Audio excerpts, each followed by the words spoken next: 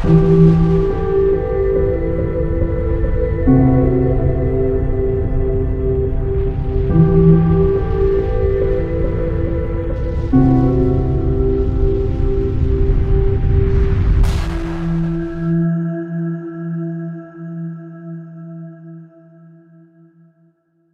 les amis, nous sommes jeudi 18 juin et vous êtes nombreux à vous poser de plus en plus la question qu'est-ce qui se passe avec cette crise? Parce que maintenant c'est quand même visible, vous qui me suivez depuis longtemps sur cette chaîne et depuis le début de cette pandémie, vous voyez bien qu'il y a des choses qui clochent. On avait déjà abordé le sujet avec Valérie Bugeaud, avec Youssef Indy. Aujourd'hui, on va essayer d'aller plus loin avec tout nouveau livre qui vient de sortir et j'ai le plaisir d'inviter Monsieur Pierre Hilard. Bonjour Pierre. Bonjour Sylvano, merci de m'accueillir. Alors, vous venez de sortir un livre aujourd'hui. Alors d'abord, Oui, présentez-vous peut-être pour mes auditeurs. d'accord. Donc, je me présente, je m'appelle Pierre Hilard. J'ai un doctorat en sciences politiques. Le sujet de ma thèse, c'était la vision qu'avait l'Allemagne de l'Europe du Moyen Âge jusqu'à aujourd'hui, donc dans le cas de l'Union européenne. Et c'est devenu un livre, Minorité, régionalisme.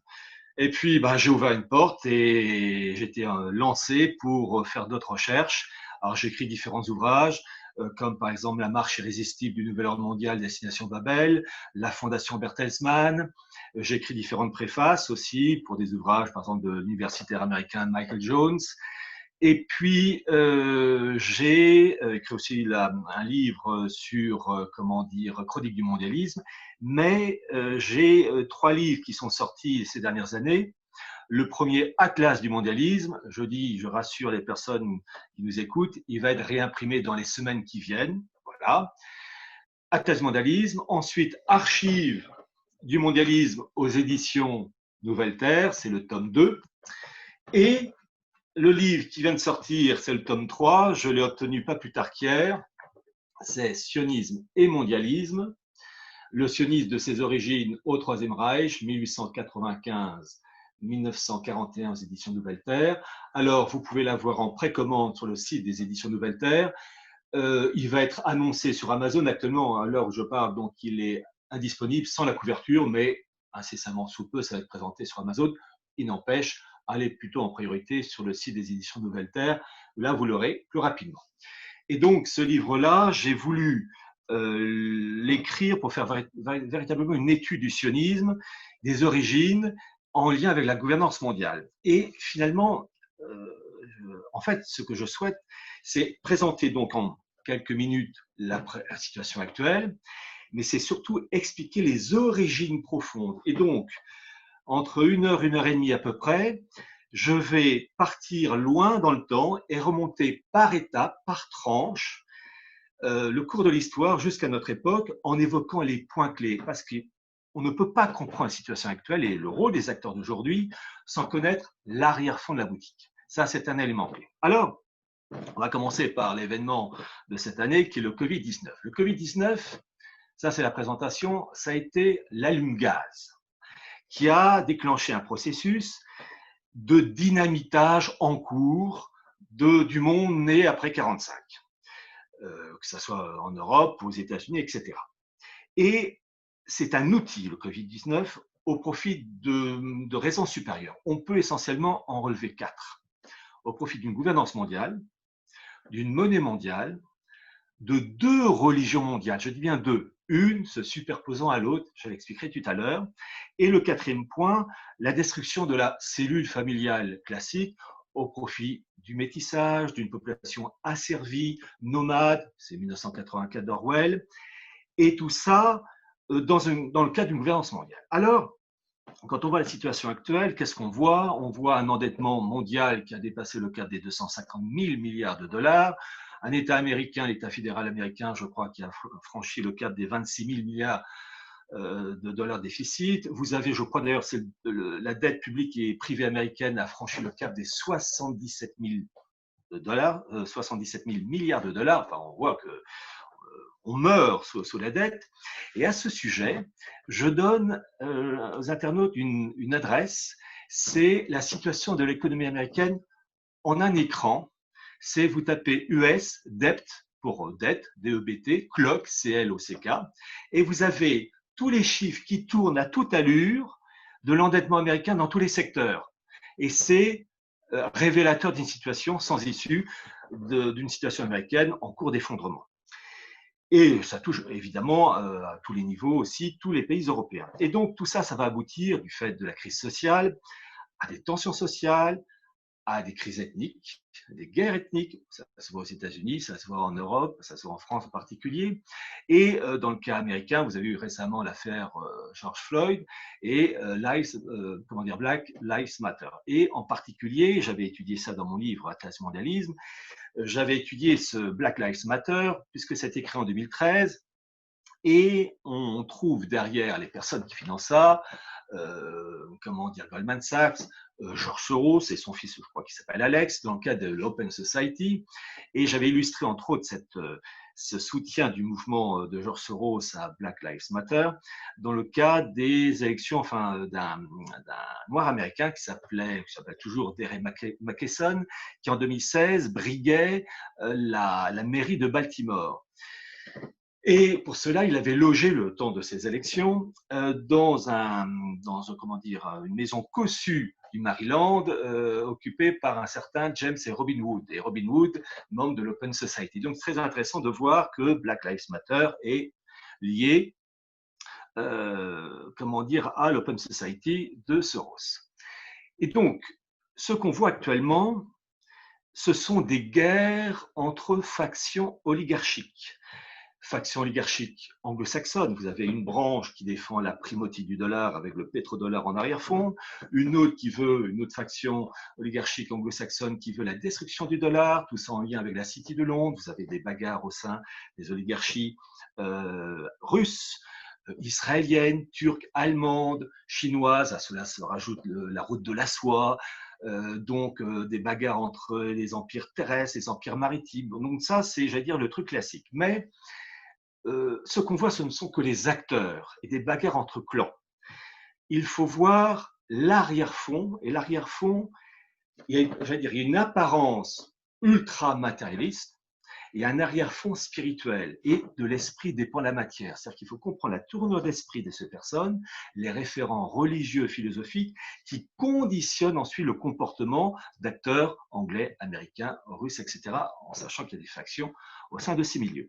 Et donc, mon objectif, c'est d'expliquer sur le long terme que ce qu'on voit aujourd'hui, par exemple, gouvernance mondiale, monnaie mondiale, ça n'a pas surgi il y a 1 an, 2 ans, 3 ans. C'est multiséculaire, avec des référents, de jouissance des biens de ce monde. Et c'est le constat que j'ai pu établir, un rôle du messianisme juif. Et ça, c'est un sujet certes délicat à traiter, parce que malheureusement, il a été sali par certains, galvaudé par d'autres, mais il faut vraiment voir le sujet. Alors, le plan maintenant que je propose, c'est, je vais commencer au niveau de la Bible hébraïque, parce qu'il faut commencer par ça, et remonter par étapes jusqu'à aujourd'hui. Alors, la Bible hébraïque, il faut comprendre qu'elle se compose en gros de 3 parties. En sachant que cette Bible hébraïque, c'est aussi l'Ancien Testament pour les chrétiens, mais attention, avec une interprétation complètement différente. Bon, mais ça, je reviendrai tout à l'heure. Alors, cette Bible hébraïque se compose de 3 parties. Vous avez ce qu'on appelle la loi, la Torah, donc tout ce qui est Genèse, Exode. Deuxième partie, toute une série de prophètes, Zacharie, Isaïe, vous avez les prophètes Michée, Jonas, etc. Et une troisième partie qui est les hagiographes, livre des psaumes. Bon. Ces documents, ces textes religieux ont rythmé la vie des Hébreux pendant des siècles, l'an -1000 avant Jésus-Christ, -800, etc. Et ces Hébreux, il y a des moments où ils respectaient ces lois religieuses, puis il y a des moments où ils basculaient dans le paganisme, voire même mélangeant les textes de la Bible hébraïque avec des adorations païennes, voire même aussi des sacrifices d'enfants. Enfin bref, il y a eu tous les cas de figure, des moments où ils se tenaient droit, des moments où ils chutaient. Et dans l'histoire, le Dieu, Yahvé, réglait le problème de 2 manières. Soit par la manière douce, en y envoyant des prophètes, Isaïe, Zacharie, etc., pour remettre ce peuple hébreu rebelle dans le droit chemin, soit par la méthode coercitive que j'appelle la méthode de la schlag. Car les Nugred, c'est l'expression n'est pas de moi, ces Nugred ne comprenait que des méthodes fortes pour revenir sur le droit chemin. Et ça passait par des guerres. Quelquefois, les Hébreux étaient soumis à des rois étrangers qui leur serraient la vis, voire même carrément déportés à Babylone. C'est la fameuse déportation des Hébreux à Babylone, et un parcours vita en plein soleil d'Arabie, ça vous remet les idées en place. Et donc, ce Dieu des Hébreux était obligé de serrer la vis, car ces Hébreux de cette époque, comme tous les peuples des régions aux alentours, vers moins 1000, moins 800, moins 700 avant Jésus-Christ, c'est un peuple dur, violent, grossier et sensuel. Et pour le remettre d'aplomb, serrage de vis. Et ça, évidemment, ce genre de propos, et en tout cas ce comportement de ce Dieu à l'égard des Hébreux, il est difficilement compréhensible pour nous aujourd'hui. Il choque. Mais en fait, il ne faut pas commettre d'anachronisme. Il faut comprendre, outre les lectures linguistiques, archéologiques, religieuses, la psychologie. Et la psychologie d'aujourd'hui n'est pas du tout la même que la psychologie de ces peuples-là. Et donc, en fonction de leur psychologie, il fallait serrer la vis. Alors, quand on étudie cette Bible hébraïque, on peut faire 3 constatations. La première, ces textes sont tous d'inspiration divine. Deuxième possibilité, ils ne sont en aucun cas d'inspiration divine. Troisième possibilité, il y a un peu des deux. Vous voyez mon œcuménisme. Bon. Peu importe l'opinion que l'on ait de ces textes, il faut relever le ou les points clés de tous ces textes. On peut essentiellement en relever 2. Le premier, c'est l'annonce, dans ces textes de la Bible hébraïque, l'annonce d'un Messie. Et ça commence dès la Genèse 3.15. Alors, quand on dit 3.15, c'est chapitre 3, verset 15, qui annonce qu'il y aura une femme qui donnera naissance à un fils, et c'est l'annonce du Messie. Et ce Messie est annoncé tout au cours de ces textes, entre autres par le prophète Isaïe, et il est précisé, entre autres, qu'il naîtra donc au sein du peuple hébreu, plus précisément au sein de la tribu de Juda, et encore plus précisément au sein de la famille royale de David, qui descendra de la famille royale de David. Ça sera le Messie, fils de Dieu incarné, vrai homme et vrai Dieu. C'est ce qu'on appelle l'union hypostatique, hypostase, substance. Bon. Je tiens d'ailleurs à préciser une chose, c'est que le mot Messie n'a pas du tout le même sens chez les chrétiens, chez les musulmans. Chez les chrétiens, le mot Messie, c'est à la fois vrai homme et vrai Dieu, le Fils de Dieu incarné. Alors que chez le Messie, Jésus est un homme, mais uniquement un homme. Il n'est pas le Fils d'Allah incarné. Donc il y a déjà entre ces deux religions deux positions complètes.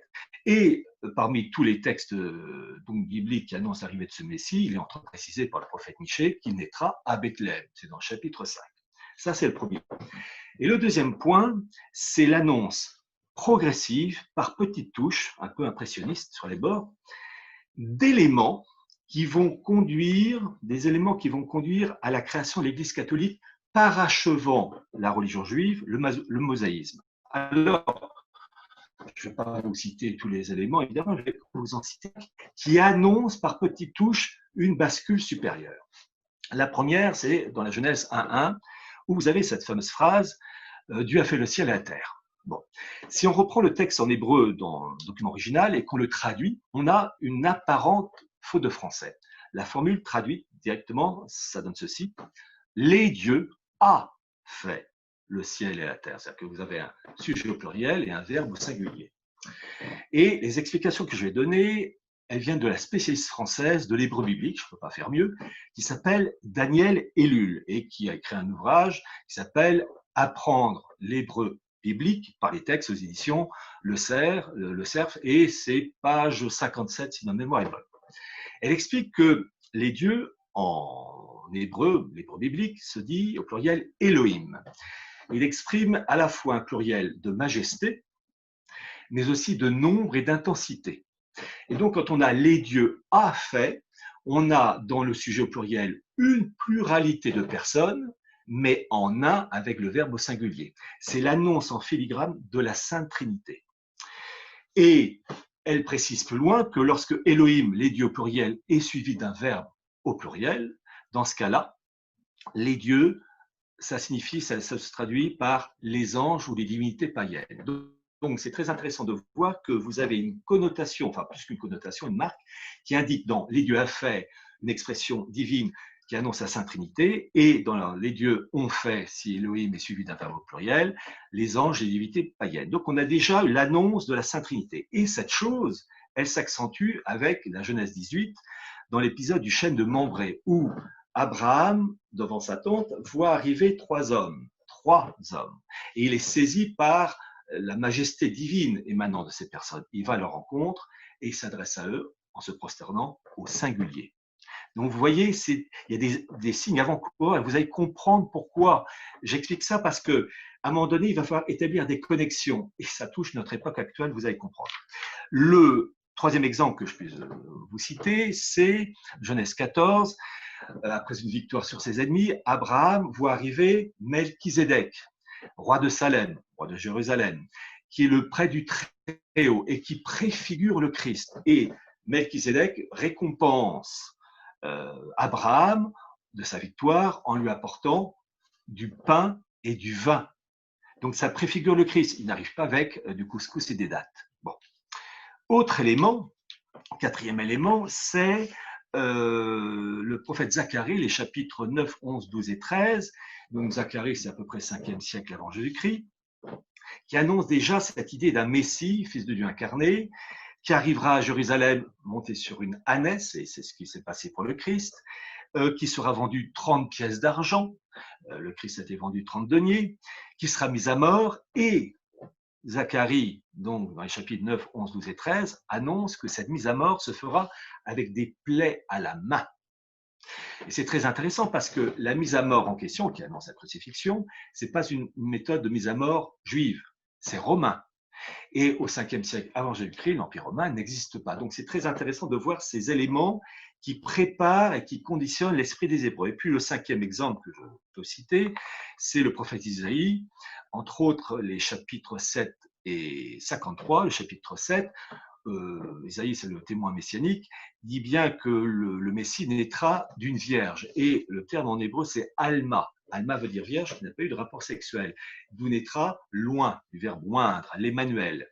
Et ce phénomène, ce principe est accentué dans son chapitre 53, où il évoque que ce Messie sera un Messie souffrant, qui sera moqué, vilipendé, et qu'au moment de sa mise à mort, il intercédera encore auprès des malfaiteurs. Et là, c'est l'histoire du bon larron et du mauvais larron qui est annoncée avant l'heure, et qui sera enterré dans une sorte de tumulus. Et effectivement, le Christ a été enterré dans une roche creusée dans la roche. Donc, vous avez des signes avant-coureurs qui préparent les esprits à une étape supérieure.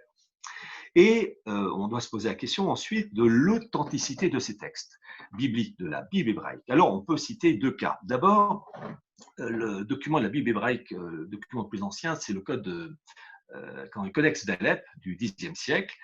Mais ce Codex d'Alep, on a des informations bien plus précises sur cette Bible hébraïque avec les fameuses découvertes en 1947 des manuscrits de la mer morte Qumran. Et on a par exemple l'intégralité des 66 chapitres du prophète Isaïe du IIIe siècle avant Jésus-Christ. Et on se rend compte que lorsqu'on compare ces chapitres du IIIe siècle avant Jésus-Christ à le Codex d'Alep, il y a une permanence, un respect des textes. Donc c'est très intéressant de voir que ce qui est annoncé par ces prophètes ou dans la Bible hébraïque est annoncé déjà dans ces documents de Qumran.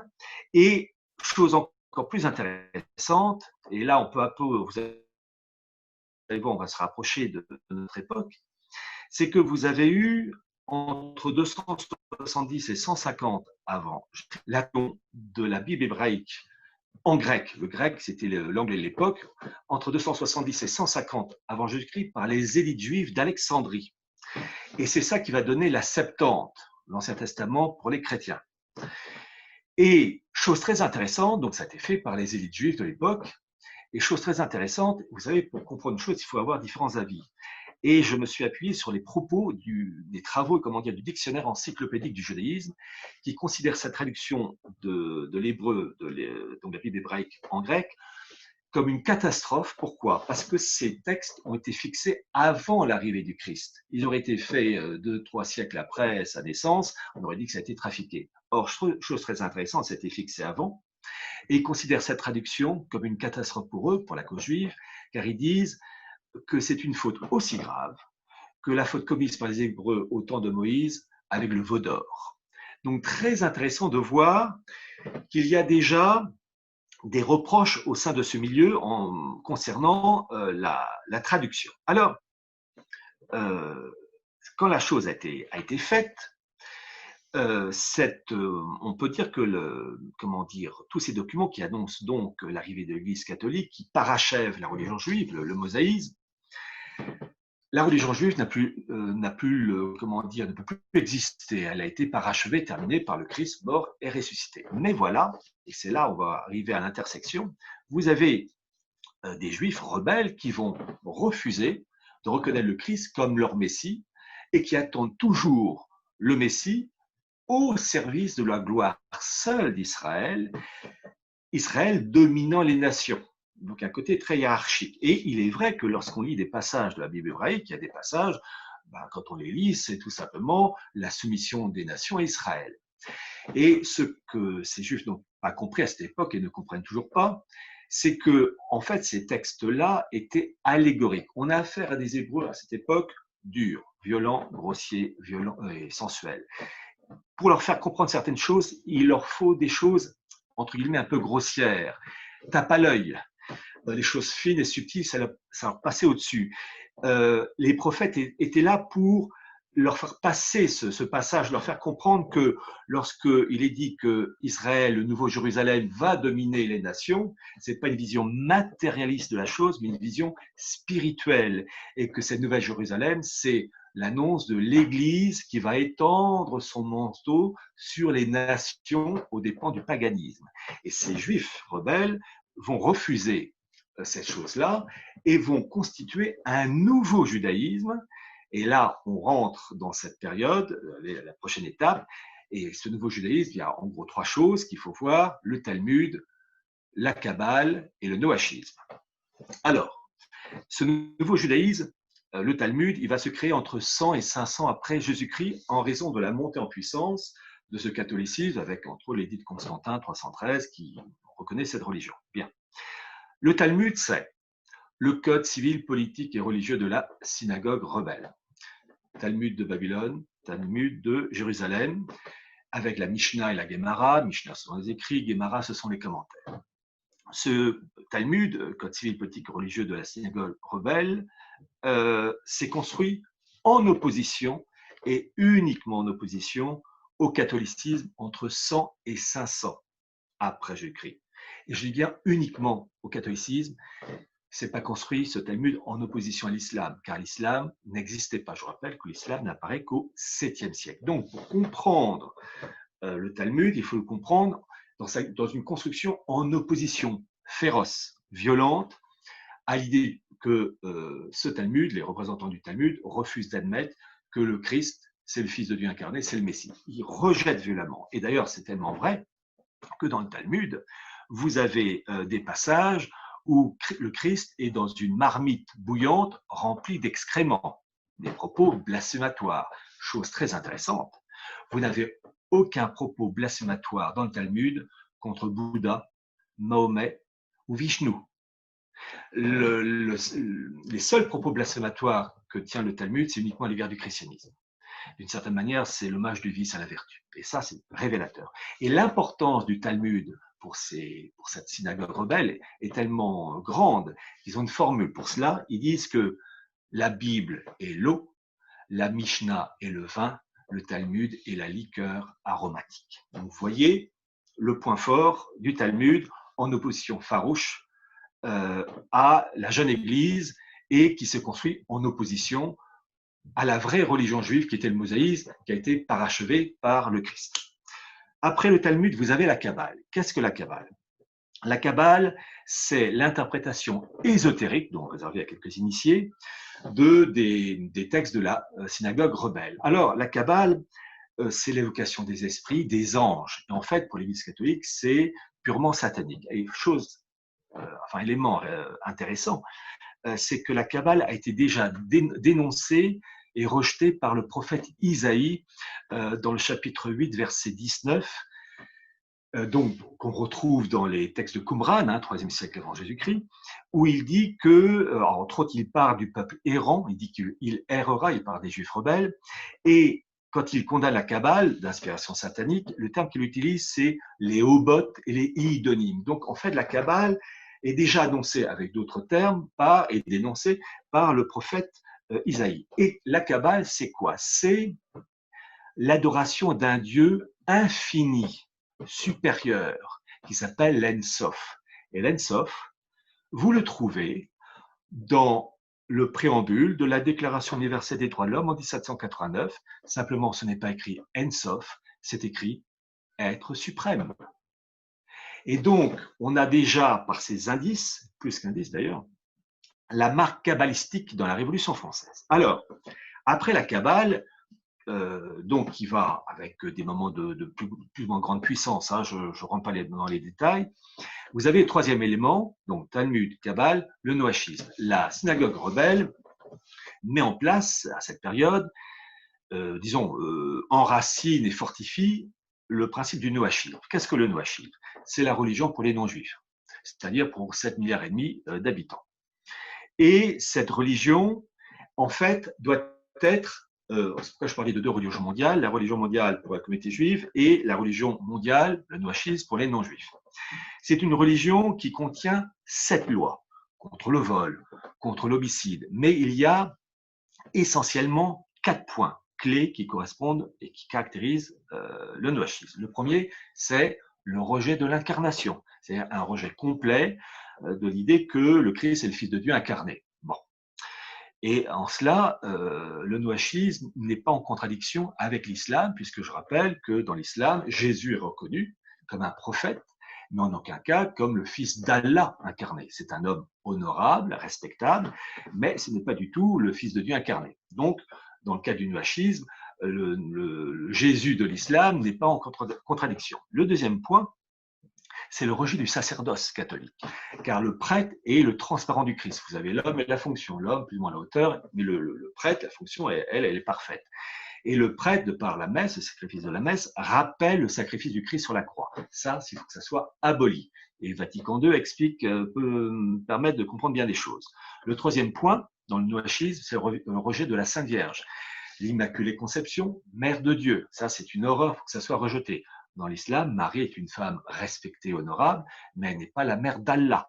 Donc, vous voyez des choses déjà, en fait, quand je disais que le nouveau judaïsme s'est construit entre 100 et 500, uniquement en opposition au catholicisme, il s'est construit au modèle de l'incarnation et tout ce qui va autour, et il n'y a que ça qui le dérange. Et le quatrième point du noachisme, c'est le rejet, faire en sorte que les pays qui ont adopté le catholicisme comme support dans leur organisation politique, et bien que ce support politique catholique disparaisse. Et 1789 explique bien des choses. Pourquoi je vous parle du noachisme? Parce que au mois de mars 1991, le Congrès des États-Unis a adopté le noachisme comme socle, c'est le mot exact, comme socle de l'organisation politique américaine. Vous tapez US Congress, mars 1991, et vous trouverez le texte officiel. Voilà. Alors, le fait que cette synagogue rebelle a posé, je veux dire, les jalons entre 100 et 500, un chiffre arrondi, il faut voir maintenant le pôle opposé, qui est la France. Je ne le dis pas par patriotisme, mais parce que vous allez voir la raison suivante. Vous avez eu, alors ça c'est un élément capital, en 496, le fameux baptême de Clovis, sous l'élection de l'évêque Saint-Rémy, qui va reprendre l'idéal de l'Ancien Testament, de la famille royale de David, avec un passage de témoin, grâce à l'incarnation, où la France va être, entre guillemets, le nouvel Israël du Nouveau Testament. Et donc, le roi de France est investi d'une mission qui est d'être le lieutenant du Christ, donc le Fils de Dieu incarné, le lieutenant du Christ, et de créer les conditions matérielles, politiques, permettant à ces sujets de gagner le ciel. Donc la finalité, c'est le ciel, alors que dans la synagogue rebelle, l'objectif est purement terrestre, c'est la jouissance des biens de ce monde. Et l'évêque Saint-Rémy précise bien que Clovis, lui, ses successeurs, et ça va durer jusqu'à Louis XVI, 1300 ans, ça va être la marque de fabrique de la civilisation française. L'objectif donc du roi de France, sacré à Reims, c'est d'être le lieutenant de Christ et de créer les conditions nécessaires au salut des âmes. Alors, je vous dis tout de suite, évidemment, vous avez là aussi l'homme et la fonction. Vous avez des rois de France, l'homme pas terrible. Entre Saint-Louis et Louis XV, il y a un léger décalage. Mais la fonction, là, elle est parfaite. Et ce modèle va donc perdurer pour la France pendant 1300 ans. Et, je précise, le fait que la France, qui va mériter le titre de fine et l'Église, le fait que le roi de France soit le lieutenant du Christ, il doit tenir son royaume en commande. C'est-à-dire, c'est une formule juridique pour dire que c'est un bien appartenant à Dieu, mais qui doit être géré par le lieutenant du Christ, le roi de France, pour créer, je vous dis, les conditions morales et spirituelles pour ses sujets. Et en même temps, la France doit développer et étendre le modèle catholicisme dans le monde entier, d'où le titre de fine et l'Église. Bon. Alors, vous avez, petite précision aussi, le fait que Sainte Jeanne d'Arc, et c'est l'élément clé de son intervention, a rappelé ce modèle de l'évêque Saint-Rémy, du roi de France, lieutenant du Christ, avec la fameuse triple donation du 21 juin 1429 à Saint-Benoît-sur-Loire. Et c'est le résumé de la science politique française. Et j'invite, pour ceux qui voudraient étudier un peu plus loin le sujet, de lire le très beau livre de Louis Hibert et Marie-Christine Révy, La vraie mission de Sainte Jeanne d'Arc aux éditions ACRF, qui explique ça très bien. Bon. Alors, voilà le modèle français qui va perdurer 1300 ans et qui va être aussi la marque de fabrique des autres pays européens à cette époque, en opposition à un autre modèle, qui est le modèle de la synagogue rebelle, avec des implications politiques, économiques et financières. De l'esprit dépend la matière. Alors, durant toute cette période, il va y avoir, dès les premiers siècles de la chrétienté, des hérésies. Et tous les hérésies, que ce soit l'arianisme, catharisme, etc., Bogomil, elles ont toutes en commun le fait d'avoir une inspiration judaïque, qui est le refus de l'incarnation, la destruction du sacerdoce. À chaque fois, je vous cite un exemple, l'exemple des Cathares. Les Cathares, c'est 11e, 12e et 13e siècle, dans le sud de la France. Vous aviez, comment dire, le dieu mauvais des Murges et le dieu supérieur, l'Ensof de la Kabbale. Vous aviez chez les Cathares le fait qu'il y avait la croyance en la métempsychose, le Gilgul dans la Kabbale. Or, il faut savoir, grâce aux travaux du spécialiste israélien Gershom Scholem, que le siège de la Kabbale au XIIe et XIIIe siècle se trouvait dans le sud de la France. Donc, c'est très intéressant de voir la contamination des esprits. Mais, pour ne pas se disperser, il faut relever 3 points essentiels entre, j'allais dire, Clovis et la veille de la Révolution française. Vous voyez, je passe une autre étape. 16e siècle, protestantisme. 18e siècle, la franc-maçonnerie. Et durant toute cette période, une étude très courte sur l'esprit du messianisme juif. 16e siècle, vous avez donc 1517, Martin Luther, etc., le protestantisme. Le protestantisme, c'est un christianisme judaïsé, talmudisé, qui naturalise, qui rationalise. Par exemple, dans le catholicisme, après le sacrifice de la messe, le pain et le vin sont réellement le corps et le sang du Christ, même si nos sens ne permettent pas de le voir. C'est la transsubstantiation. Chez les protestants, ça reste du pain, point barre, et du vin, point barre. Donc, il y a un naturalisme. Et c'est très intéressant de voir que le protestantisme, Luther, Calvin, ça s'est préparé sur des siècles en amont. Et que vous avez eu des personnages comme Marcille Ficin, comme Reuchling, comme Pic de la Mirandole, qui ont travaillé avec ces milieux talmudo-kabbalistiques et par capillarité, ces principes ont peu à peu touché certains hommes d'église, et ça allait donner Martin Luther. Et cet esprit, alors je pense à Pic de la Mirandole, il était en lui en contact avec un juif qui s'appelait Abou le Faraj, voilà, entre autres. Donc c'est très intéressant de voir que le protestantisme, en fait, il est né d'un travail d'arrière-fond. Et toute cette période protestantisme, 16e et 17e siècle, vous pouvez relever 3 bouquins qui sont le reflet avant l'heure de ce qui nous attend maintenant. Le premier bouquin, ses premiers livres, c'est 1506 et Utopia de Thomas More, qui vous décrit un monde unifié, une gouvernance mondiale, avec un Dieu suprême, qui est l'Ensof. Alors attention, l'expression Ensof n'est pas utilisée dans son livre, mais c'est le principe, l'idée est là. Une humanité déracinée et qui doit déménager tous les 10 ans pour ne pas s'enraciner. Très intéressant. L'autre ouvrage, c'est l'ouvrage d'un moine français qui s'appelait Émeric Crusset, c'est le Nouveau Ciné. C-Y-N-E accent aigu E, c'est cinéas, c'est 1623, et qui évoque comment dire, vraiment, c'est très moderne, qui évoque un monde unifié avec un Dieu suprême, l'Ensof, le nomadisme, une déchristianisation complète, une monnaie mondiale, 1623, et capitale de ce monde unifié, Venise, la Sérénissime. Or, la Sérénissime, Venise, est le modèle de référence pour le fondateur du sionisme, Théodore Herzl. Vous voyez, je vais peu à peu remonter et établir des connexions. C'est très moderne. J'ai lu le bouquin d'Émeric Crusset, on peut l'acheter sur Internet, sur Amazon. Et l'autre bouquin qui est sorti peu de temps après, 1626, c'est Francis Bacon, La Nouvelle Atlantide, et là, bis repetita, gouvernance mondiale, un Dieu suprême, l'Ensof. Et chose aussi très intéressante, vous avez dans le bouquin de Francis Bacon l'idée déjà de transhumanisme. Alors, attention, le mot n'est pas utilisé dans son bouquin de 1626, mais la description de ce qu'il fait de cette humanité, c'est du transhumanisme. Pour la petite histoire, le mot transhumanisme a été utilisé pour la première fois en 1939 par un polytechnicien français qui s'appelait Jean Coutreau. Et lui et sa femme étaient amis avec Aldous Huxley, le meilleur des mondes.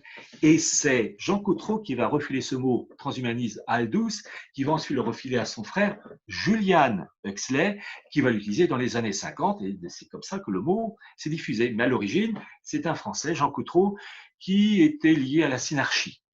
Voilà, je dis ça comme ça. Bon, alors, voilà pour le protestantisme et le cadre des idées et de la préparation en cours de cette gouvernance mondiale. Deuxième point, c'est la franc-maçonnerie. Officiellement, elle est née en 1717. En fait, comme pour le protestantisme, il y a eu une préparation des signes avant-coureurs. Rien que pour la franc-maçonnerie, vous avez les Rose-Croix. Bon, je passe. Franc-maçonnerie a été créée par deux protestants. Mais c'est très logique. L'esprit protestant va de pair avec ce naturalisme, le nominalisme. Bon. Cette franc-maçonnerie a été créée par Jean-Théophile Desaguliers et James Anderson. Les principes clés de la maçonnerie sont, comme je l'ai dit, le nominalisme, il n'y a pas de vérité, elle est évolutive. Le naturalisme, il n'y a pas de religion révélée, d'où une opposition foncière au catholicisme. Et troisième point, la primauté de l'homme. Et cette maçonnerie qui apparaît officiellement en 1717, c'est dans le cadre de le rite écossais ancien et accepté. En 1723, James Anderson publie au pluriel les constitutions d'Anderson. Quelques années plus tard, 1738, il modifie le premier chapitre des constitutions d'Anderson et il introduit un élément, et on commence à établir des connexions, qui dit ceci, 1738, un maçon doit observer la loi morale comme un vrai noachite. Vous avez l'introduction du noachisme élaboré des siècles et des siècles et des siècles avant par la synagogue rebelle dans le cadre d'un modèle politique, économique, financier, culturel, spirituel qui se diffuse dans le cadre du rite écossais ancien et accepté. Et ce noachisme proclamé, écrit en toutes lettres dans le chapitre 1 en 1738, vous savez que dans la maçonnerie, vous avez différents grades. Le 21e degré du rite écossais ancien et accepté, c'est le rite noachite ou chevalier prussien. Et donc, ces principes judaïsants, talmudo-kabbalistiques et noachites vont imprégner les élites françaises, allemandes, mais françaises, et ça va expliquer la Révolution française. Le duc d'Orléans était le patron de la maçonnerie française. Bon. Après la franc-maçonnerie, le mouvement messianiste juste. Donc, le mouvement messianique juif, lui, il apparaît donc en fait dès le refus de reconnaître le Christ comme le Messie. Et le premier, je veux dire, messianiste, c'est Simon le magicien à l'époque de Saint-Pierre. Vous avez au moins 20-25 messianistes faciles depuis 2000 ans. Vous avez eu entre autres Shimon Bar Kokhba, entre 132 et 135, c'était présenté comme le Messie, voulant instaurer et restaurer la gloire d'Israël aux dépens des Romains, et qui va se faire à un moment donné battre par les Romains. Et auparavant, il avait quand même détruit toute une légion romaine. Et il était soutenu par les rabbins de l'époque, entre autres le rabbin Akiba. Mais pour comprendre cette période-là, en fait, de la période des premiers siècles de la synagogue rebelle jusqu'à 1789, il y a 3 éléments qu'il faut voir. Le premier élément, c'est 1492. Je ne peux pas aller plus loin, mais je cite au moins 3 exemples. 1492, pourquoi? Parce que c'est l'expulsion des Juifs et des musulmans d'Espagne, avec Isabelle la catholique. Et vous avez les Juifs et les musulmans qui quittent l'Espagne, c'est le décret l'Alhambra, et beaucoup de Juifs vont aller s'installer aux Pays-Bas, en fait des Provinces-Unies, et vont constituer un pôle financier aux Pays-Bas, Provinces-Unies, un véritable Wall Street hollandais. Et vous avez une superpuissance financière juive aux Pays-Bas, 16e et 17e siècle. Et les choses vont aller très vite, puisque au XVIIe siècle, vous avez la révolution au milieu du XVIIe avec Cromwell, et vous allez avoir un accord, une entente entre Cromwell le puritain, donc issu d'un protestantisme judaïsé, avec le patron, enfin le dirigeant de la communauté juive hollandaise qui s'appelait Manasseh Ben Israël. Et ce Manasseh Ben Israël propose à Cromwell la bascule de la puissance financière juive des Pays-Bas à la City de Londres. Et la chose se fait vers les années 1660-1670. Et c'est l'acte de naissance véritable de l'Empire britannique, avec la primauté de la finance, apatride et anonyme, en liaison avec l'élaboration d'un droit anglo-saxon adapté à cette puissance impériale de la finance, à la conquête du monde. Et c'est ce modèle qui va conditionner jusqu'à notre époque, un modèle qui est en train de s'écrouler, comme on va le voir tout à l'heure. Et ça a vraiment conditionné, puisqu'on peut voir la création de la Banque d'Angleterre en 1694, la création de la Reichsbank en 1875 sous l'égide de Bismarck et de son bras droit, le banquier juif Bleich Schroeder, qui avait été auparavant présenté à Bismarck grâce au Rothschild de Londres, la création de la Fed en 1913 avec Paul Warburg, la famille Warburg qui joue un rôle immense dans le cadre du sionisme, et ça va être à l'origine, ces événements du XVIIe siècle, à la création, au début des années 1930, de la BRI, la Banque des règlements internationaux, qui, attention, Silvano, officiellement a été lancée par Jalmar Schacht, le ministre de l'économie d'Hitler, mais en fait, celui qui a lancé, c'est ce que je raconte dans Sionisme et mondialisme, celui qui a vraiment lancé l'idée de la BRI, c'est Paul Warburg. C'est Paul Warburg. Schacht n'a fait que reprendre l'idée de manière brillante, mais c'est Paul Warburg. Vraiment, la famille Warburg, elle est très importante. Donc, vraiment, il faut comprendre ça. Et c'est ça qui va vraiment conditionner notre monde. Parmi les messianistes, je vais en citer 2. Le premier, c'est Sabbatai Tzvi. Pour vous citer, situé dans le temps, c'est 1626-1678. Sabbatai Tzvi, et vous allez comprendre l'impact ensuite politique et financier, se présente comme le Messie, il a des adeptes, des disciples, et il va promouvoir l'idée de la rédemption par le péché. C'est-à-dire que plus on fait un mal, plus on accède à un bien. Je vous dis tout de suite, c'est profondément satanique. Et plus le désordre est important, mieux c'est. Plus il y a une guerre civile, une guerre tout court, crise économique, des épidémies, des génocides, des valeurs morales détruites, des mœurs dévoyées, mieux c'est. Et plus c'est pur dans le mal, plus on arrive à un bien, entre guillemets. Vous voyez l'aspect bien vicelard et satanique.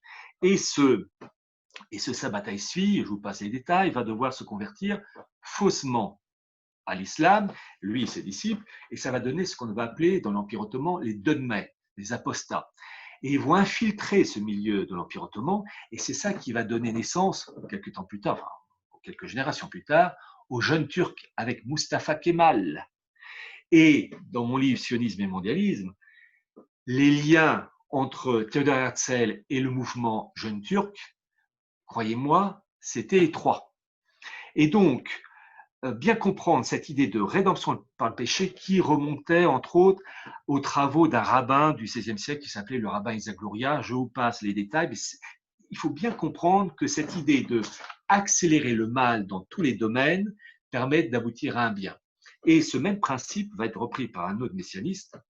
Alors, on est au XVIIIe siècle, qui est Jacob Frank, 1726-1791, qui reprend le même principe, mais qui, lui, va se convertir, lui et ses disciples, faussement au catholicisme, et ces gens-là vont investir les hautes strates des sociétés européennes. D'ailleurs, ils sont très souvent anoblis, donc on les retrouve dans les Allemagnes, à l'époque c'était pas un pays unifié, l'Autriche, mais aussi l'Angleterre, et on a des descendants de ces franquistes qui défendent le principe de la rédemption par le péché, comme par exemple Louis Brandeis, le fameux juge américain au service de Roosevelt. On a aussi cet Américain descendant de l'aristocratie polonaise qui s'appelait Brzezinski. Cette idée de faire le mal en vue d'un bien et surtout de s'opposer à la révélation. Et pourquoi je dis ça? Et là, peu à peu, les connexions vont se faire. Jacob Frank a eu un petit cousin qui s'appelait Moses de Brudska, qui va porter plusieurs noms, et entre autres un nom, Junius Frey. Et il va créer, donc on est dans la deuxième moitié du XVIIIe siècle, une secte maçonnique de très haut vol qui s'appelle les Frères asiatiques, qui mélange Kabbale et christianisme abattardis. Et vous avez la crème de la crème qui en fait partie. Par exemple, le banquier juif au service du roi de Prusse, Daniel Isaac Itzik, en fait partie. Le duc de Brunswick en fait partie, dont le neveu jouera un rôle dans la bataille de Valmy. Vous avez plein de personnages. Et Junius Frey va passer la main, et vous allez voir maintenant les connexions entre les tournants, comment dire, la réflexion spirituelle et le milieu de la finance, et c'est le monde dans lequel on vit. Junius Frey va refiler le flambeau de son organisme, les Frères asiatiques, à une famille aristocratique allemande très puissante, entre autres Charles de Hesse-Kassel. Charles de Hesse-Kassel prend la suite de Junius Frey à la tête des Frères asiatiques, qui réunit vraiment la crème de la crème aristocratique de l'époque. Charles de Hesse-Kassel avait un frère, Guillaume de Hesse-Kassel, et les deux frères étaient les petits-fils par leur mère du roi Georges II d'Angleterre, donc des connexions avec la City de Londres. Guillaume de Hesse-Kassel était le prince le plus riche d'Allemagne au XVIIIe siècle. Et, outre cette fortune, il épousait les idées de son frère, Charles de Hesse-Kassel, en faveur des idées donc des Frères asiatiques. Et qui gérait l'immense fortune de Guillaume de Hesse-Kassel liée aux Frères asiatiques? Mayer Amschel Rothschild. Voilà, vous avez maintenant les connexions. Vous voyez, c'est ça que j'ai dû préparer d'abord en amont. Ces choses-là ne sont pas arrivées comme ça. Il y a un travail et peu à peu, au fil des siècles, avec des moments d'accélération, de pause, voire un peu de régression, mais inexorablement, vous avez un mariage. Et donc, vous avez le mariage de la finance, d'une tournure d'esprit, la rédemption par le péché, et avec ça, on fait des dégâts. Et la City de Londres derrière tout ça. Alors, bien comprendre que cette tourne d'esprit va imprégner les élites européennes et françaises, et la haute bourgeoisie, la haute aristocratie macèrent au sein des loges maçonniques, macèrent dans cet esprit talmudo-kabbalistique, nouachite, le rite écossais ancien accepté, je l'ai expliqué. Et il y a une chose que j'ai faite, je suis allé à la bibliothèque François Mitterrand pour consulter des documents, et un document qui n'a jamais, enfin des documents qui n'ont jamais été consultés, ce sont les archives israélites, qui sont sur microfilm, qui ont été rédigés de 1840 à 1935. J'ai passé des heures et des heures à chercher, et ces archives israélites étaient, dirigées par les érudits juifs français de cette époque, qui expliquent parfaitement que la révolution de 1789 est la conséquence de tout ce que je vous ai raconté avant. Ils vous disent que, en fait, les principes catholiques doivent disparaître, que cette idée de roi de France, du nom du Christ, oh quelle horreur, le Fils de Dieu incarné, les Juifs n'en veulent pas. Quand je parle des Juifs, je parle des élites juives, je ne parle pas des Juifs de base qui étaient bien loin de tout ça.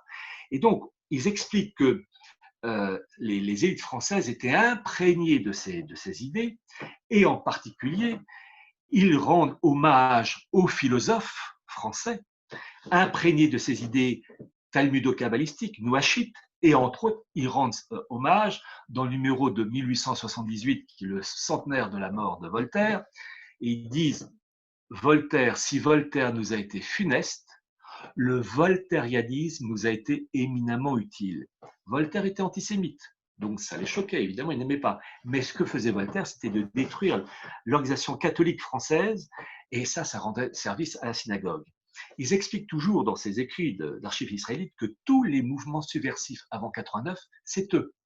C'est simple, j'ai repris les passages que dans mon livre Sionisme et mondialisme, j'ai mis les références.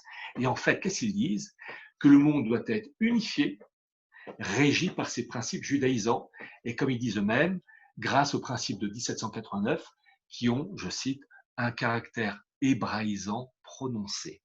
Et ces principes qui ont imbibé les élites françaises, on les retrouve concentrés dans presque une caricature, c'est Anarkazis Klotz, qui a écrit en 1792 et 1793 La République universelle et La République du genre humain. Ça a été réédité aux éditions Bien Veritas, j'ai fait la préface. Et quand on lit ses propos, il dit qu'il faut mettre en place la nation unique, écrit en lettres capitales, un monde uni, une république universelle remplaçant le catholicisme. Dans mon livre Atlas mondialisme, j'ai présenté une France en carré, en damier, un truc bien technocratique. Et bien lui, il reprend la même chose. Cette république universelle, qui est la gouvernance mondiale de l'époque, doit être composée de 1000 cases départementales, le truc technocratique bruxellois avant l'heure. Et chose très intéressante, il dit qu'il faut promouvoir, lui et ses amis, il n'est pas le seul, l'immigration.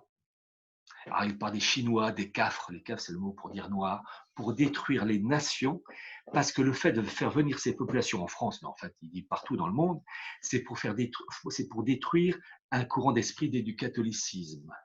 Car faire venir des musulmans, des bouddhistes, etc., étrangers à la civilisation française, ça permettra de dissoudre le pays. D'ailleurs, il écrit lui-même, le mot France doit disparaître. Voilà, on ne peut pas être plus clair. Et enfin, il y a dans ses écrits le fait qu'il cite, et le dit avec joie, le rôle éminemment important des capitalistes hébreux dans la Révolution française, qui tiennent tout, dit-il, dans le domaine militaire, le numéraire, tout.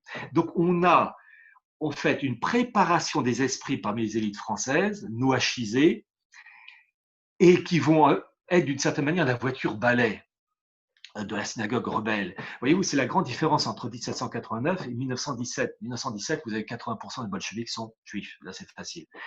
1789, non. Ce sont des bourgeois, ce sont des aristos, mais à l'esprit noachisé. Et c'est ce que racontent ce qu'exposent les documents d'archives israélites. Et Napoléon Ier va, en tant qu'esprit déiste, enraciner ces principes, entre autres en convoquant le Sanhédrin 1807-1808.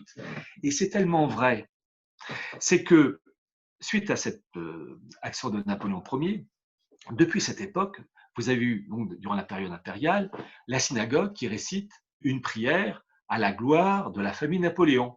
Durant la Restauration, ça a été arrêté, ça a été repris avec Napoléon III, et depuis la Troisième République, avec la quatrième jusqu'à aujourd'hui avec la cinquième, vous avez, je crois que c'est le samedi, une prière de la synagogue pour la République, pour vous montrer comme la République est d'essence judaïsante. On sait bien que la synagogue n'avait pas fait une prière pour les rois de France, Lieutenant du Christ, c'est-à-dire le modèle opposé. Donc c'est très intéressant de voir que Napoléon Ier a enraciné des principes talmudo-kabbalistiques, noachisants, dans le cadre de la politique française. J'arrive maintenant à la période 1815, période jusqu'à la veille de la Première Guerre mondiale. Essentiellement, trois éléments. Premier élément, c'est le développement de l'Empire britannique. Il part à la conquête du monde et les Rothschild jouent un très grand rôle. Mais vous avez un personnage qu'il faut citer, c'est Cecil Rhodes. Cecil Rhodes, qui va vraiment être l'outil, d'ailleurs, il était au service des Rothschild, pour créer une gouvernance mondiale. Et là, vous avez, et on va mieux comprendre la situation actuelle, la volonté de créer, il y a deux types de gouvernance mondiale. La gouvernance mondiale que Cecil Rhodes souhaite mettre sur pied, c'est un modèle anglo-saxon, colonne vertébrale de la gouvernance mondiale. Il y a l'autre modèle, qui est un modèle où tout est mélangé, il n'y a pas un pays qui impose ses vues à l'autre. Mais Cecil Rhodes, lui, il voulait une gouvernance mondiale sous l'égide du monde anglo-saxon. Et il va, entre autres, mettre en place, donc on est à la fin du 19e siècle, ce qu'on appelle les bourses d'études Cecil Rhodes, c'est-à-dire recruter la crème de la crème parmi les étudiants dans le domaine juridique, politique, journalistique, militaire, peu importe les sujets, des bourses d'études Cecil Rhodes, les aider à accéder à des postes élevés pour faire avancer cette cause mondialiste de gouvernance mondiale. Et ça fonctionne toujours aujourd'hui. Bill Clinton était boursier des bourses d'études Cecil Rhodes et il a fait son stage au début des années 70 à Moscou. Lorsque vous avez eu Giscard d'Estaing, la convention Giscard, son bras droit était le secrétaire John Kerr. Eh ben, John Kerr, jusqu'en 2010, était à la tête de la direction chargée de recruter les bourses d'études Cecil Rhodes. Vous voyez comme ces choses-là, en fait, il y a une généalogie à connaître, les racines profondes pour comprendre les phénomènes actuels. Cecil Rhodes a été à l'origine de bien des choses, entre autres c'est lui qui a créé à l'origine la création de l'État sud-africain, mais aussi de la Rhodésie du Nord, Rhodésie du Sud, Zambie, Zimbabwe aujourd'hui. Et il a eu un fils spirituel, Cecil Rhodes, Alfred Milner, qui lui, véritablement, Rhodes meurt en 1902, a mis en place le projet des bourses d'études Cecil Rhodes. Et si je cite Alfred Milner, vous allez comprendre avec une autre connexion. Pour le moment, je passe au deuxième point de cette période 1815-1914, la société fabienne. La société fabienne, il faut connaître ça impérativement, parce que la société fabienne a été créée fin 19e siècle par Sidney Webb, qui sera fait Lord d'ailleurs et qui s'appellera Lord Pasfield, et qu'on va retrouver dans les années 20, années 30, dans le cadre du mandat britannique en Palestine en lien avec les sionistes. Qu'est-ce que la société fabienne, la Fabian Society? D'abord, pourquoi société fabienne? En fait, c'est en lien avec un romain qui s'appelait Fabius Cunctator, le temporisateur, qui consiste, c'est la méthode fabienne, à aboutir à un idéal par étapes, lentement. Quel est cet idéal? La synthèse du socialisme et du capitalisme en un socialisme de marché, avec une gouvernance mondiale, une religion universelle, une humanité mélangée, déracinée, métissée, c'est la ritournelle, mais par étapes. C'est le principe hegelien, thèse, antithèse, synthèse. Le modèle soviétique était le modèle athée, et vous avez le contre-modèle, le modèle américain. Le modèle soviétique s'est cassé la figure, en 1990. Modèle américain en train de se casser la figure actuellement. L'objectif, ça va être de fusionner ces esprits en une super synthèse de gouvernance mondiale, d'où les bagarres entre clans oligarchiques. Bon, pourquoi je cite la société fabienne? Alors, il faut d'abord savoir que son logo, le premier logo fin 19e siècle, c'était un loup recouvert d'une peau d'agneau. Mais, compte tenu que c'était un peu révélateur de la tournée d'esprit, ils ont pris depuis une tortue. Bon. La société fabienne est à l'origine de la création de la London School of Economics, qui a formé la crème de la crème de personnages mondialistes. Kennedy, je crois, est passé par la London School of Economics. Et puis, la société fabienne est à l'origine de la création aussi du parti Labour. Le parti Labour, le parti travailliste britannique. Lorsque Tony Blair parlait de la troisième voie, c'était en fait le principe de la synthèse entre le socialisme et le capitalisme, un socialisme de marché. Bon, voilà pour la société fabienne. Troisième point, pour cette période toujours 1815-1914, le sionisme. Alors, le sionisme, là, vous avez donc la première étude, véritable, sionisme et mondialisme dans les éditions Nouvelle Terre. Et je peux vous dire que cette étude, elle m'a passionné, car elle permet encore mieux de comprendre la situation actuelle. D'abord, j'ai lu, et c'est la première fois que ça sort en France, l'intégralité des carnets complets de Theodor Herzl, fondateur du sionisme 1860-1904, et qui prône dans ses carnets la mise en place d'un monde unifié, d'une humanité une et précision, avec guerre au patriotisme pour empêcher la bonne santé des nations. Il dit qu'il faut vraiment livrer une guerre au patriotisme dans chaque État pour créer une humanité une, indifférenciée. Le bis repetita, c'est la même histoire. En fait, l'objectif de Herzl, c'est de créer un foyer juif, un État juif, dans le cadre d'une gouvernance mondiale. Et son modèle de référence, c'est Venise. Bon. Très intéressant, lorsqu'on lit les carnets de Herzl, il connaît très bien Sabbatai Tzvi, la rédemption par le péché. Vous voyez comme les siècles passent, il y a toujours ce courant permanent avec des répercussions politiques, économiques, financières, géopolitiques, etc.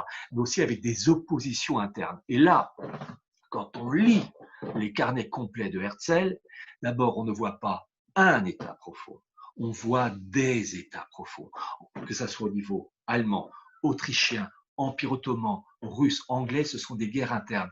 Lorsqu'on parle, par exemple, de l'état profond américain, actuellement, on ne devrait pas dire un État ou au moins deux. Il y a un État profond, une faction au service de Trump, en guerre farouche avec une autre faction de l'État profond américain, les démocrates en particulier, contre Trump. Ce sont des bagarres internes, il faut bien comprendre ça. Et lorsqu'on lit les 2000 pages des carnets complets de Herzl, on a une photo du monde des États profonds de ces différents pays avant la guerre de 14, extraordinaire, avec les bagarres entre clans juifs.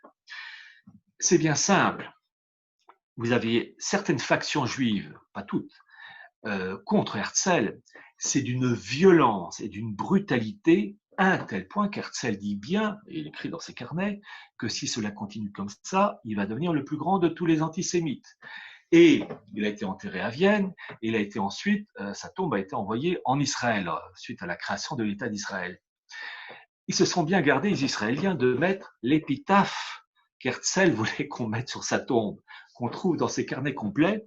Il en a tellement marre, ras-le-bol, du comportement de certains clans juifs à son égard, des élites juives, financières, etc., qu'il avait dit à un moment donné dans ses carnets qu'il avait trouvé l'épitaphe donc à mettre sur sa tombe. La phrase est courte, ironique, elle est la suivante, je le cite: il avait une trop bonne opinion des Juifs. Voilà, ils se sont bien gardés de mettre la formule depuis. Bon, en fait, c'est très intéressant. Et pourquoi je raconte ça? Parce que la guerre de 14, c'est eux. Il montre, et j'ai cité les passages clés, qu'il y a une guerre entre les sionistes allemands et les sionistes anglais. Vous avez en fait, dans cette histoire d'avant la guerre de 14, la création d'un État juif, le contrôle du pétrole de Mésopotamie, l'actuel Irak, Kirkouk, Mossoul, et la fameuse voie ferrée, le Bagdad-Ban, cette voie ferrée qui partait d'Hambourg, qui devait aller jusqu'au Golfe Persique, l'actuel Koweït. Et le pays qui contrôlait cet État juif avec ses ramifications, la voie ferrée et la production de pétrole, a imposé sa marque, le pétrole, prenant la place du charbon. Et c'est ça que montre Herzl. Il y a une bagarre entre le clan sioniste allemand qui veut que ça soit l'Allemagne qui dirige ça, et un clan sioniste anglais qui veut que ça soit l'Empire britannique. Et toute la bagarre est entre ces deux mondes. Et c'est très intéressant de voir Herzl jongler entre ces paramètres. Première guerre mondiale, vous avez la déclaration Balfour, 1917, qui reconnaît, c'est du gouvernement britannique, qui reconnaît l'existence d'un foyer juif en Palestine. Et grâce aux travaux de Carol Quigley, Histoire secrète de la guerre anglo-américaine, dont j'ai fait la préface, et qui va être lui aussi réédité, il faut savoir que celui qui a fait la déclaration de Balfour, c'est pas Arthur James Balfour, mais le fils spirituel de Cecil Rhodes, Alfred Milner. Vous voyez cette continuité. Bon, la période de l'entre-deux-guerres, il y a 3 éléments à reconnaître. Premier élément, c'est la révolution bolchevique de 1917. Et là, vous avez 2 courants. Vous avez le courant messianiste, révolution mondiale, qui est incarné en la personne de Trotsky-Bronstein, qui lui veut étendre la révolution bolchevique à l'échelle planétaire. C'est l'héritier de Jacob Frank, de Sabbatai Tzvi, de ce courant messianique de la rédemption par le péché, où plus c'est tordu, vicieux, sanglant, tout ce que vous voulez, mieux c'est. Et en face, vous avez la branche laïque, Staline, qui lui n'est pas un messianiste, lui une vision matérielle des choses. Lui, il veut le contrôle des territoires, le Comintern, etc. Mais il n'a pas cette vision messianique sanglante. Et donc, j'allais dire, heureusement que c'est Staline qui a gagné, parce que je crois que ça aurait été, je crois même, c'est sûr, ça aurait été pire avec Trotsky-Bronstein. On a eu la partie douce avec Staline, partie douce, et des guillemets, bien sûr. Bien. Le deuxième point qu'on peut voir dans comment dire, dans cette période de l'entre-deux-guerres, c'est la création de la Pan-Europe. Pan-Europe qui a été créée au début des années 20 par Richard de Coudenhove-Kalergi. Et j'en parle parce que c'est capital, il a contribué à la construction européenne. Richard de Coudenhove-Kalergi, puis repetita là aussi, voulait une Europe unifiée, dans un monde unifié. Il a sorti un livre en 1925, Praktischer Idealismus. Alors je dis tout de suite aux personnes qui m'écoutent, j'ai l'original en allemand, paru en 1925, audition Vienne-Leipzig. Donc ce que je dis, c'est vraiment l'original et non pas une copie qui aurait pu être falsifiée. Il est en fait pour une vision mystique, talmudo-kabbalistique, où il dit d'ailleurs que le christianisme est un regeniertes Judentum, un judaïsme régénéré. Il prône l'immigration pour mélanger les populations. Et chose très intéressante, qu'est-ce qu'il dit? Il dit que l'esprit du brahman et du mandarin doit remplacer l'esprit du chevalier.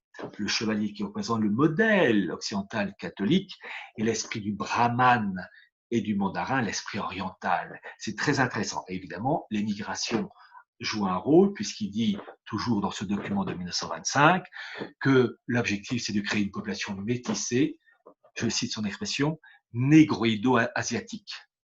Ça ne peut pas être plus clair. Et pourquoi je parle de la Pan-Europe de Richard Kodanov-Kalergi? Parce qu'il va avoir le soutien financier des Warburg, Max Warburg, de la banque Warburg à Hambourg. Et c'est lui qui va, entre autres, au lendemain de, je pense donc à Kodanov, créer vraiment la Pan-Europe enracinée avec une maison mère et des subdivisions nationales, Pan-Europe Allemagne, Pan-Europe France. Il faut savoir que tous les documents clés de la construction européenne, Charte de la régionale, Convention 4 pour la protection des minorités, tout ce qui est ethnique et régional, c'est la Pan-Europe Allemagne, avec Siegbert Albert. Je connais le sujet et on fait une thèse sur le rôle de l'Allemagne. Et pour vous montrer l'importance de la Pan-Europe, en 1966, Richard Kodanov-Kalergi invite un certain Giscard d'Estaing pour parler d'une monnaie européenne, qui n'est pas encore nommée, l'euro, mais le principe est là. Et qui était le patron, enfin plus exactement le trésorier de la Pan-Europe France dans les années 60? Georges Pompidou. Georges Pompidou. Donc on voit, de la banque Rothschild, donc on voit l'infiltration. Et puis le troisième élément que je vais citer de l'entre-deux-guerres, après donc Trotsky-Bronstein, Staline, Pan-Europe, c'est août 1933, l'accord de la Vara entre nazis et sionistes. Et là, j'ai pu apporter la preuve, l'accord de la Vara s'est transféré donc en hébreu, qu'il y a eu une alliance entre les nazis et les sionistes pour favoriser une émigration juive en Palestine.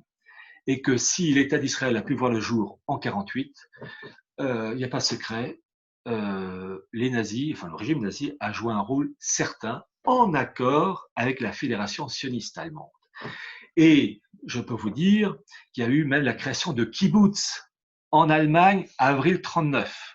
Avril 1939, que vous avez eu des alliances entre la Haganah c'est la défense en hébreu, donc tout ce qui est service militaire et surtout le renseignement, avec les nazis. Entre autres, le siège de la Haganah était à Londres. Et en 1936, à l'instigation de Léon Blum, Front populaire, ça a été installé à Paris. Et la Haganah avait une succursale à Vienne à partir de 1938 pour favoriser la migration des Juifs en Palestine. Cet institut à Vienne était situé rue Marc Aurèle en face du siège de la Gestapo. Et ils se rencontraient sur rendez-vous pour régler tout ça. Et donc, il y a eu une collaboration, je vous dis le mot, avec des moments de tension aussi entre sionistes et nazis, et ça s'est terminé en avril 41, 1933-1941. Et il n'y a pas de secret, l'État d'Israël doit en grande partie son existence au rôle de l'Allemagne nazie. Pourquoi? Parce que ces migrants juifs, avant d'aller en Palestine, ces migrants juifs allemands, avaient tous une formation agricole, horticole et artisanale dans 42 camps de formation éparpillés dans toute l'Allemagne. Et suite à ce travail de formation, et munis d'un certificat, ils pouvaient constituer l'embryon économique de la tout jeune, du tout jeune pays d'Israël en 48. Donc c'est très intéressant de voir le travail préparatoire. J'arrive, Seconde Guerre mondiale, je passe, les accords de Bretton Woods, 44, vous avez une tentative d'instaurer avec Keynes une monnaie mondiale, le Bancor, et ça ne va pas se faire. Staline bloqué entre autres dans cette histoire. Mais vous savez savoir pourquoi j'en parle. La période de la guerre froide, 45-89, je suis du mur de Berlin, il y a deux éléments clés. Le rôle d'abord de Joseph Ratzinger. Ratzinger, c'est plus important encore que Koudanov ou Jean Monnet. Ratzinger, c'est 1888-1960. C'est lui qui a créé tous les instituts mondialistes après 1945. La Ligue européenne de coopération économique créée en 1946, le patron c'était Edmond Giscard d'Estaing, le père de Valéry. 1948, le mouvement européen, dont il est le secrétaire, dirigé par un Anglais, Duncan Sandys, dont le beau-père s'appelait Winston Churchill.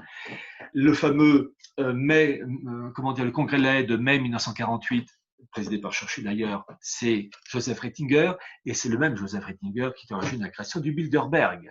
où il y a donc ces rencontres de ces élites. Donc Joseph Ratzinger, capital. Et dans mon livre Sionisme et mondialisme, j'ai une pièce d'archive, c'est la numéro 27, en latin, l'original de 1827, qui montre les origines de Joseph Ratzinger. Très intéressant. Parallèlement à ce Joseph Ratzinger, l'élément qu'il faut aussi citer pour la période 45-1989, c'est Vatican II.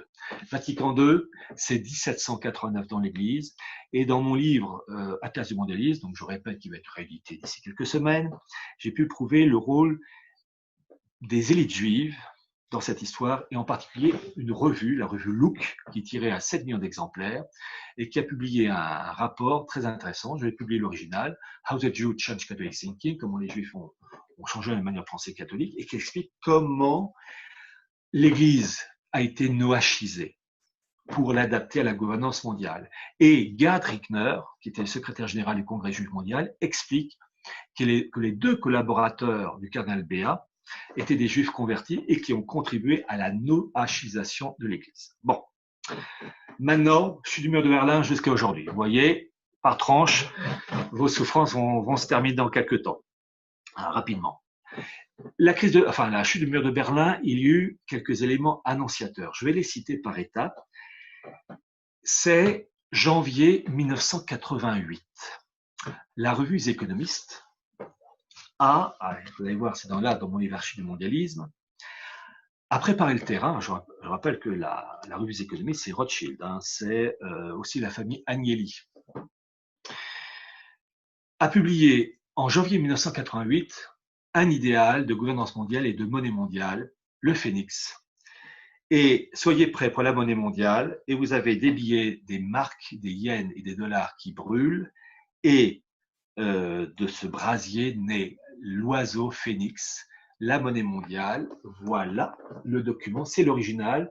J'ai dû payer plusieurs centaines d'euros à The Economist pour avoir le droit de publier. Et j'ai mis tout l'original en anglais et entièrement traduit en français.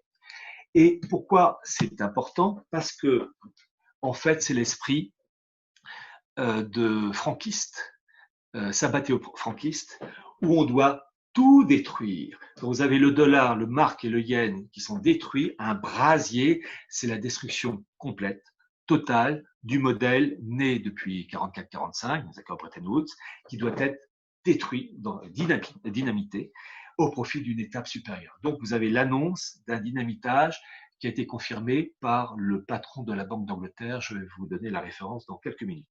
Le deuxième élément, c'est toujours les économistes. Septembre 1990, ils ont publié un modèle d'organisation de gouvernance mondiale avec les blocs continentaux, Eurasia pour la Chine, Confuciania pour l'Inde, Hinduland pour le monde musulman, Islamistan, et Euro-America avec l'Union européenne rattachée à l'Amérique du Nord et l'Angleterre qui fait le pont entre les deux. La carte, elle est là. Voilà. C'est le document de The Economist. J'ai mis l'intégralité de l'article. Et ce que je montre là, c'est un prototype. Attention, je ne dis pas que ça sera ça exactement, mais c'est un prototype qui a été donc produit par The Economist. Et vous savez, ces gens-là sont là. Sur la carte, il est indiqué en bas à gauche, il y a une citation en latin. Cette carte est à peine sérieuse. Vous savez, ce côté vis-là, c'est fou ce qu'on présente. Mais en fait, c'est ça qu'ils veulent. Avec des retouches, peut-être des modifications. D'ailleurs, c'est intéressant sur cette carte où l'Union européenne est rattachée à l'Amérique du Nord. La Roumanie, la Bulgarie, la Grèce, la Hongrie aussi, en tout cas tous les pays balkaniques ne font plus partie de l'Union européenne, mais du monde russe, Eurasia. Donc ça montre que bien des modifications auront lieu. Bon, ça c'était septembre 90. L'autre élément qui est arrivé, c'est, pour préparer cette monnaie mondiale, ce qu'on appelle les DTS, les droits de tirage spéciaux qui ont été lancés en 1969. C'est un panier de monnaies, et vous avez 5 monnaies. La dernière monnaie qui a intégré les DTS en 2016, c'est la monnaie chinoise, le yuan. Alors, il faut savoir, vous avez dollars, euros, livres sterling, yen et yuan. Vous allez comprendre ça, une pondération de chacune de ces monnaies. Alors, je vais vous donner le chiffre arrondi. 42% pour le dollar, 31% pour l'euro, 11% pour le yuan, 8% le yen, 8% la livre sterling. Ça a été fixé en 2016 par le FMI et ça doit être modifié en septembre 2021, sauf si, le précisent les textes, sauf si un événement important se produit avant. Et tous les événements que l'on voit, que ce soit au Proche-Orient, la pagaille au Proche-Orient, route de la soie avec les oppositions empire terrestre maritime, ce qui se passe au Venezuela, ce qui se passe aux États-Unis, ce sont des bagarres entre factions parce que cette pondération va être soit augmentée, soit rabaissée. Donc, la faction oligarchique qui aura la part la plus importante dans cette monnaie mondiale de préparation, et si les États-Unis, au lieu d'avoir 42, ont 38 ou 35 ou 30, ils pèseront moins lourd. S'ils ont en revanche 47, 48, 50, ils pèseront plus lourd dans cette organisation planétaire en préparation. Et c'est si vrai que cette idée de gouvernance mondiale avec la monnaie mondiale, vous avez eu en 2010 un rapport, avril 2010, un rapport du FMI qui est sorti sous l'égide, à l'époque, de Dominique Strauss-Kahn. Et je vais vous donner les références, vous pouvez vérifier ça. Je vous donne le début du titre, c'est Reserve Accumulation, en français réserve accumulation. Hein. Vous connaissez la blague sur Alphonse Allais ou Jules Renard qui disait que l'anglais c'est un dialecte français qui a mal tourné. Donc vous tapez réserve accumulation, FMI, enfin IMF en anglais, avril 2010, et vous aurez le rapport du FMI, donc sous l'égide de Strauss-Kahn, qui indique, pages 26 et 27, qu'il faut mettre en place une monnaie mondiale appelée Bancor, car ils ont repris le truc de Keynes, c'est 44, aux dépens du dollar. Et pensez bien que les factions oligarchiques, je vous ai dit, il y a des factions oligarchiques anglo-saxonnes, il y en a une qui défend le dollar et l'autre qui veut la monnaie mondiale, la City de Londres. La faction oligarchique qui défend le dollar et en arrière-fond le pétrodollar, ils n'ont pas aimé du tout le rapport de Strauss-Kahn et l'affaire du Sofitel, où là il a sauté dans tous les sens du terme. À mon avis, c'est ce rapport-là qui a dû conditionner son avenir. Voilà, donc il faut vraiment connaître ça.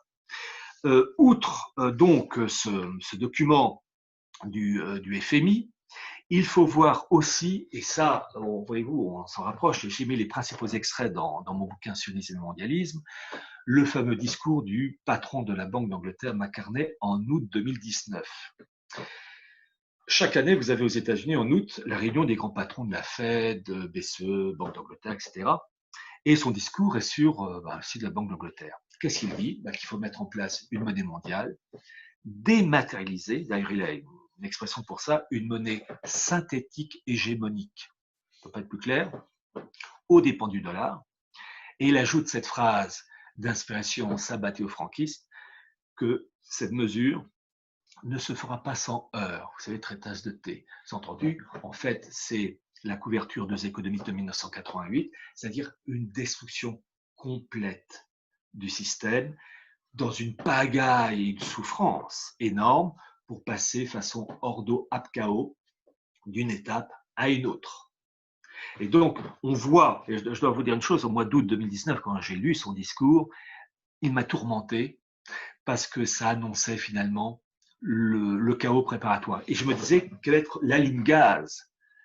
C'était le Covid-19. Car le Covid-19, avec les dégâts commis, a ébranlé dans ses profondeurs les économies françaises, allemandes, américaines, etc.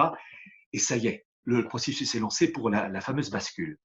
Et donc, on voit que tout s'agite, il y a des tensions sociales, des tensions ethniques, et je vais terminer par ces quelques éléments. Le cas américain, où ça bouge, avec l'affaire de Floyd, le président Trump qui est en guerre avec d'autres factions.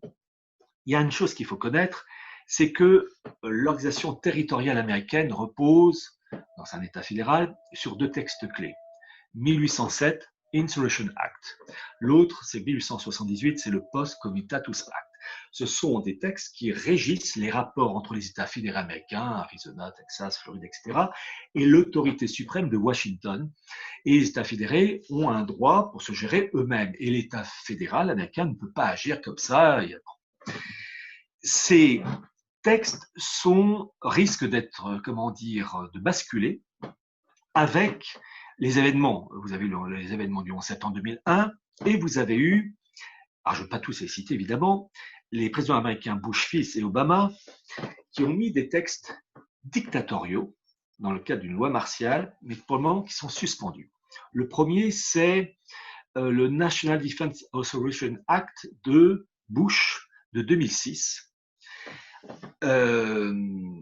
qui met en place le paragraphe 1076. Donc, c'est le John Warner Act. John Warner Act, paragraphe 1076, d'ailleurs, j'ai publié le document original dans mon livre, dans la deuxième édition, La marche irrésistible du nouvel ordre mondial, destination Babel, qui autorise la loi martiale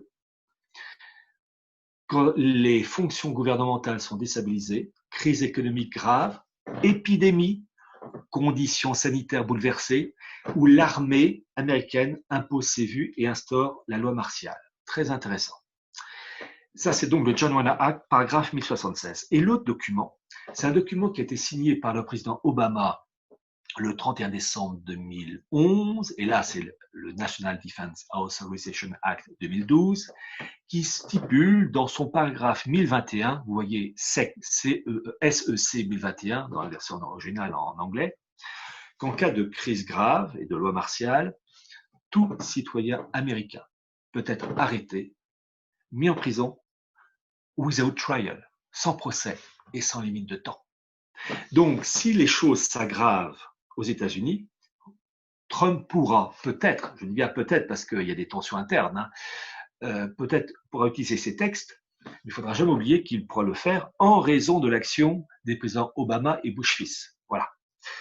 Alors, d'ailleurs, vu ces factions qui se font la guerre, il y aurait un président, Trump assassiné. Vous savez, ces trucs-là, il ne faudrait peut-être pas s'étonner. Bon.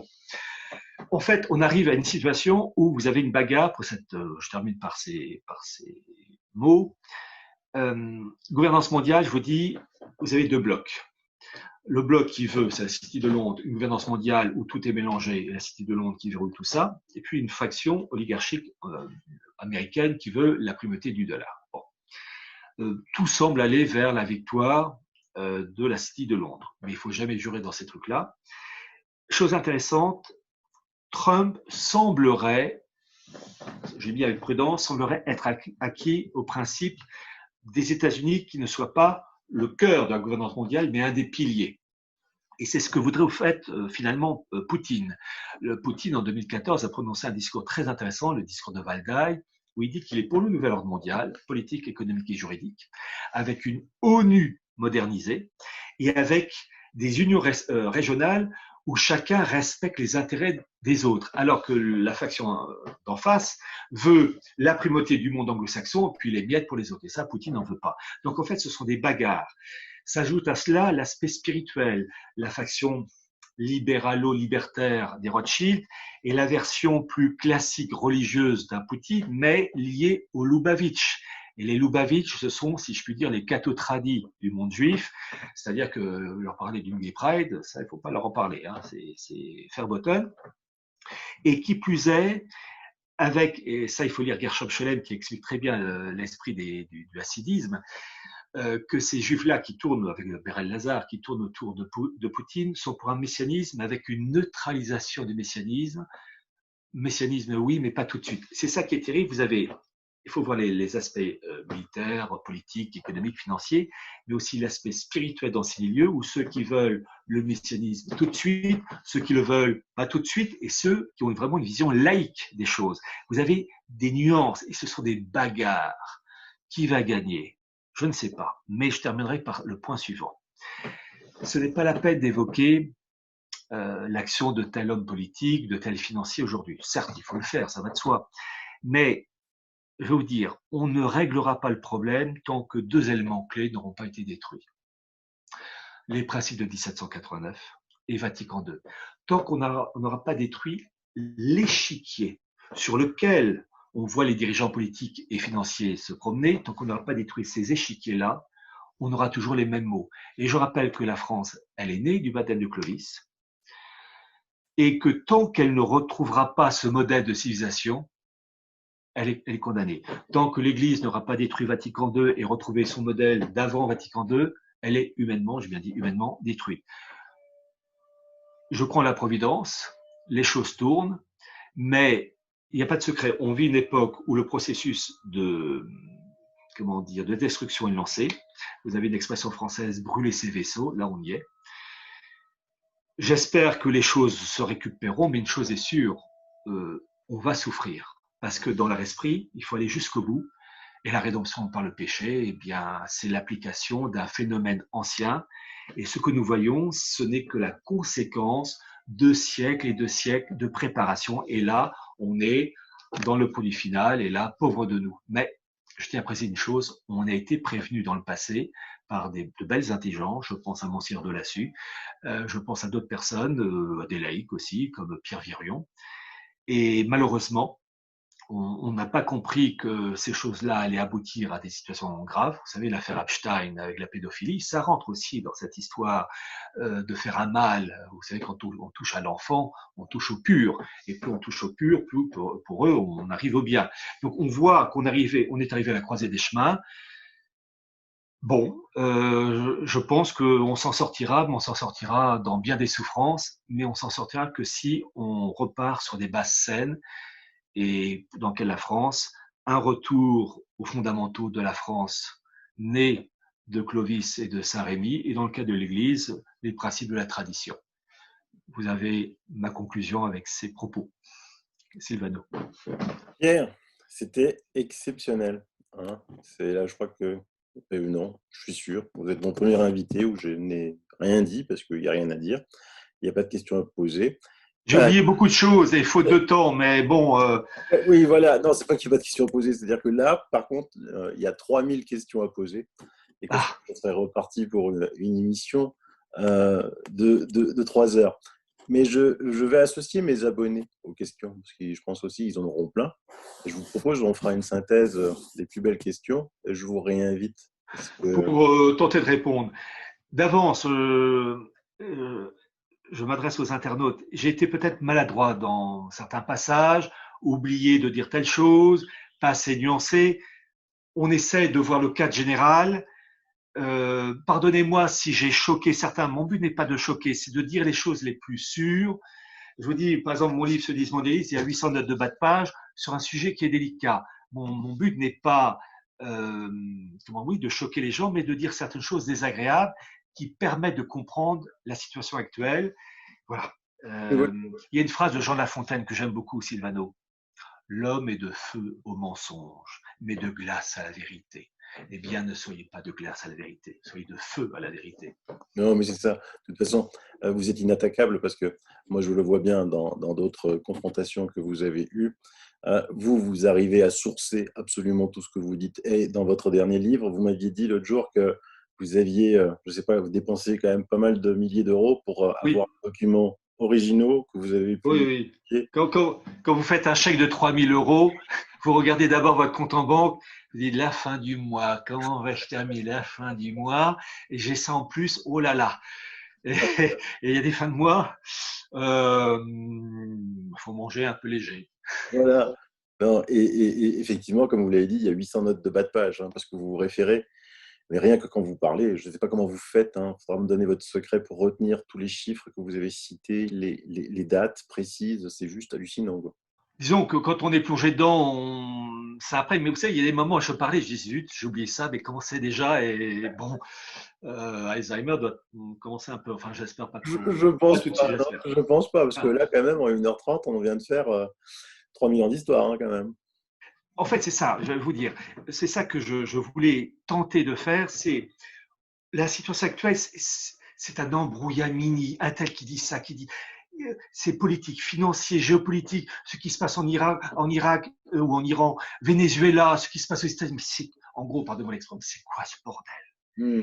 Et de comprendre les origines profondes, les connexions. Et voilà. Et je ne dis pas que j'apporte un éclairage, non, mais quand même, je pense que j'arrive à cadrer à peu près la situation. Vous savez qu'une fois, j'utilise l'exemple d'un puzzle. Vous avez 1000 pièces pour faire un puzzle. Il vous en manque 200. Ben, même si vous en manque 200, avec les 800, ben, vous savez si vous avez à faire un paysage de montagne ou un paysage de bord de mer. Il vous en manque 200, mais vous avez comme voilà. C'est ça le truc, c'est que j'essaie, je pense, d'apporter des pièces prouvées qui permettent en gros d'avoir l'image et des zones de flou un peu inconnues, mais on a en gros la silhouette de la bête. Et là, je mets un B majuscule à la bête. Non, mais on a très bien compris, hein, c'était magistralement fait. Il manquerait juste, peut-être, si je peux me permettre, Comment, comment Allez-y. vous placeriez la Chine dans ce concert de géants? Alors, j'ai parlé de la Chine avec la route de la soie, avec les DTS. La Chine est le dernier pays à avoir intégré en 2016. En fait, c'est un partage du gâteau. C'est Il n'y a pas de gentil, il n'y a pas de méchant. C'est chacun veut une part de gâteau. Mais la Chine pèse très lourd, mais elle a d'immenses faiblesses.